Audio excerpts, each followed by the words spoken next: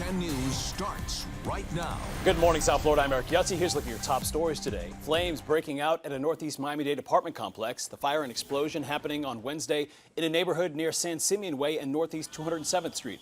A couple who lives in that unit says a propane tank for their barbecue grill caused the blast. They were not home at the time, but their son was there, and fortunately he was able to escape the fire. Surveillance video showing the moment a small plane crashed in Boca Raton shortly after takeoff. The video, provided by Reliable Jet Maintenance, shows the plane hitting the ground just outside of the hangars by the Cinemark movie theater.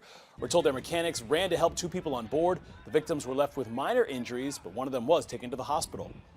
Pembroke Pines police want you to be on the lookout for this escaped prisoner. John Ireland is 33 years old, was last seen wearing a black shirt and black pants. He escaped from a South Florida State Hospital, which is a psychiatric facility. Police say he does have a history of violence. If you see him, you're asked to call 911. Listen to Local 10's podcast, The Florida Files, wherever you are, whenever you want. Just say, Alexa, play the Florida Files podcast.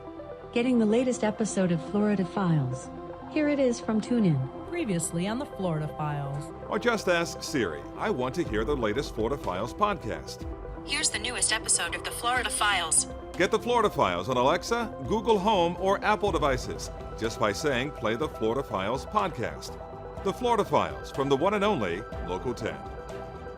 And pets that got lost during Hurricane Dorian in the Bahamas are now in South Florida. Their previous shelter, the Humane Society of Grand Bahama, can no longer house them. So they were taken to the Humane Society of Broward County. Those animals will be looked after for a few days before being sent to shelters in New Jersey and Central Florida. That's where they will need new forever homes. As breaking news happens, we'll keep you covered on air and online. Head to local10.com for more local news coverage and updates.